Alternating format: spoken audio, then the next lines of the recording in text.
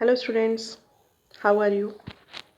Yesterday we studied about the nucleus and today we will discuss about the cytoplasm. Our new topic is cytoplasm. Cyto means small units of anything and plasm means liquid form.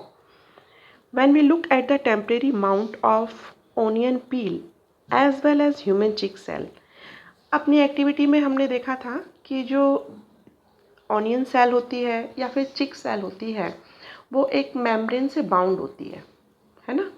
Membrane bounding होती है और cell को हमने क्या कहा था कि cell is a like a room. We can see a large region of each cell enclosed by the cell membrane. Each cell enclosed by the cell membrane. मतलब अगर ये सेल है तो हमारी सेल किससे इनक्लोज्ड है? सेल मेम्ब्रेन से. This region take up a very little stain. इस रीजन में क्या है? बहुत छोटे छोटे स्मॉल यूनिट्स में कुछ स्टेन प्रेजेंट हैं.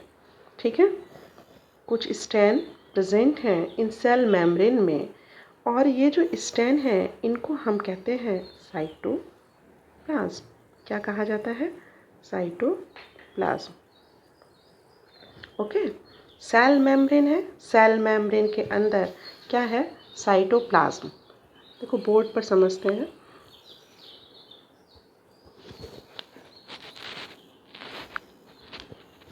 देखिए ये तो हो गई आपकी सेल.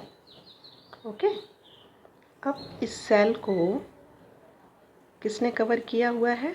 सेल मेम्ब्रेन ने. अब इस सेल मेम्ब्रेन के अंदर छोटे छोटे स्टैंड टाइप स्ट्रक्चर प्रेजेंट है. यानी large region of each cell, large region of each cell contain very little stain. It is called the cytoplasm. क्या कहला रहा है? साइटोप्लाज्म. ओके, आया समझ में? सेल को किसने कवर किया हुआ है? सेल मेम्ब्रेन ने. ये हो गई आपकी सेल और ये हो गई मेम्ब्रेन.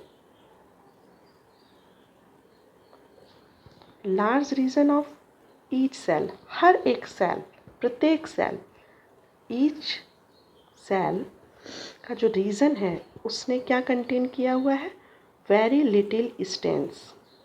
क्या है? Very little stain which is known as the cytoplasm. और ये जो साइटोप्लाज्म है वो किससे बाउंडिंग है? हमारी सेल मेम्ब्रेन से.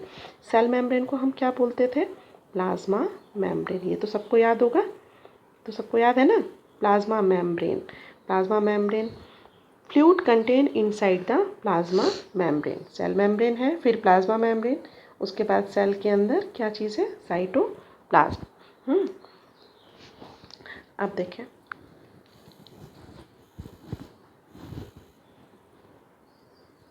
इसको आप अंडरलाइन कर लेंगे.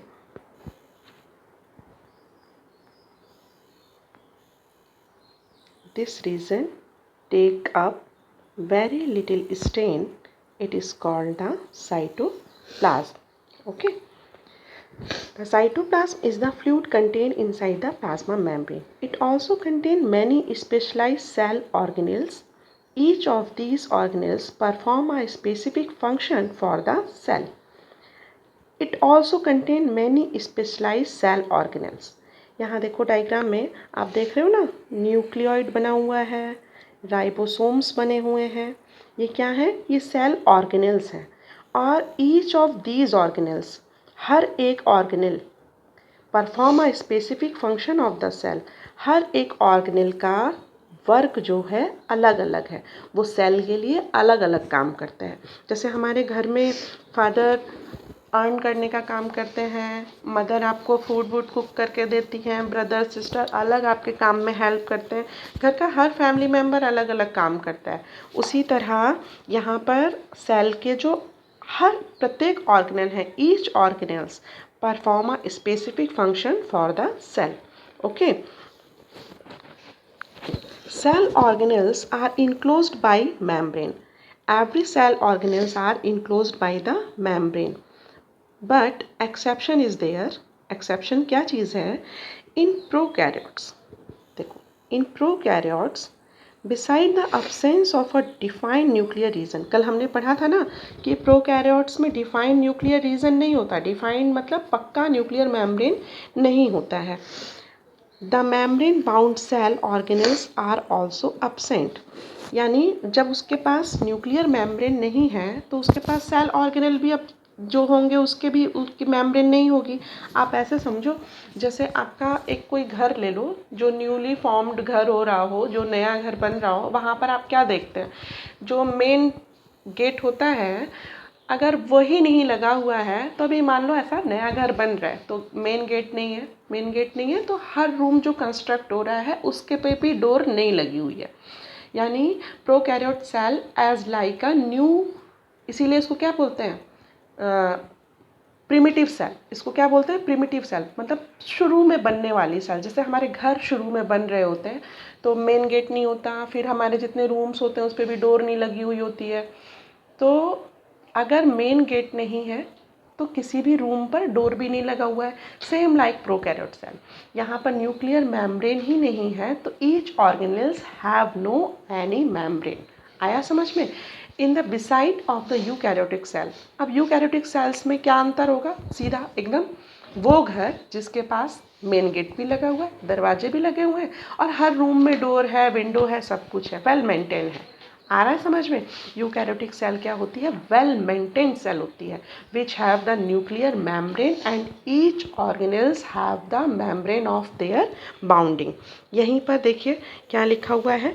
on the other hand, the eukaryotic cell have a nuclear membrane as well as membrane enclosed organelles. और membrane भी enclosed किसको किए हुए हैं? सभी organelles को. आ रहा है समझ में? The significance of the membrane can be illustrated by the example of viruses. सबसे better example in the zoology is the virus. सबसे बेटर एग्जाम्पल है जूलॉजी में कौन सा? वायरस. कैसे? देखो अभी का टाइम क्या है? अभी का टाइम कोरोना वायरस वाला है. अभी कोरोना वायरस वाला टाइम चल रहा है. तो वायरस के लिए आपको देखो, ये मान लो ये आपका कोरोना वायरस हो गया, ठीक है? ये है आपका कोरोना वायरस. ओके. अब ये तो एयरबॉर्न है, हवा में घूम रहा है. अब आप बताओ ये हवा में घूमता ही रह जाएगा अगर इसको कोई ह्यूमन बॉडी ना मिले तो, है ना? अगर इसको कोई ह्यूमन बॉडी नहीं मिलेगी तो वायरस को कोई चांस ही नहीं है कि वो सिर्फ हवा में ही रह जाए. हम बाहर ही निकलेंगे तो उसको हम मिलेंगे ही नहीं. अब आपको इससे मुलाकात तभी होगी जब आप बाहर निकलेंगे.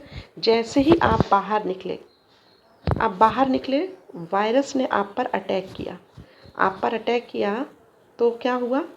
इसको एक बॉडी मिल गई अपनी लाइफ साइकिल चलाने के लिए. वायरस को एक बॉडी मिली अपनी लाइफ साइकिल स्टार्ट करने के लिए. अब जब इसको बॉडी मिल गई तो लाइफ साइकिल स्टार्ट हो जाएगी. लाइफ साइकिल का मतलब ये अपने आप को मल्टीप्लाई करने लगेगा. क्या करने लगेगा? मल्टीप्लाई करने लगेगा. और जैसे ही मल्टीप्लाई करेगा ग्रोथ होना शुरू हो जाएगा. ठीक. अब देखें आपकी बुक क्या कहती है. देखिए, virus lack any membrane. Give the underline. Virus lack any membrane and hence do not show characteristic of life. Characteristic ही नहीं है, उसके पास लाइफ जीने का कैरेक्टरिस्टिक ही नहीं है. आपने 8th क्लास में पढ़ा था ना कि जो वायरस है वो नॉन लिविंग भी है और लिविंग भी है. It is the chain between the non living and the living things. 8th में पढ़ा होगा. और वायरस का मतलब ही होता है पॉइजन. वायरस का मतलब क्या है? जहर. और अभी आप बाहर घूमोगे तो मुफ्त में जहर मिल जाना है. without mask, without sanitizer, and without any precaution. When you wander here and there, you meet the poison freely, virus. ठीक है, अभी वही चीज़ हम आपको पढ़ाए हैं कि जैसे ही आपका वायरस का जो लाइफ है वो कोई कैरेक्टरिस्टिक नहीं दिखाता, कैरेक्टरिस्टिक तब तक नहीं दिखाएगा तो क्या हो गया, कैरेक्टरिस्टिक नहीं दिखा रहा तो इसकी कैरेक्टरिस्टिक क्या हो गई, it is a non living. Okay, until they enter a living body. अभी आपको बताया था ना बोर्ड पर कि जैसे ही आप बाहर निकले वायरस एयर से आपके कांटेक्ट में आ गया, हो गया, enter a living body and use its cell machinery, और सेल मशीनरी को वो यूज़ करने लगेगा. यानी आपकी बॉडी को वो क्या कर रहा है, आपकी बॉडी को यूज़ कर रहा है. किस लिए, टू मल्टीप्लाई दैम सेल्फ, अपने आप की ग्रोथ करने के लिए, अपने और भी ज़्यादा वायरसेस को फैलाने के लिए आपके अंदर वो मल्टीप्लाई करेगा. तो मान लीजिए जो घर में फीवर वाला व्यक्ति हो गया या सर्दी जुकाम वाला व्यक्ति हो गया, तो आप क्या कर रहे हो, प्रिकॉशन रख रहे हो ना.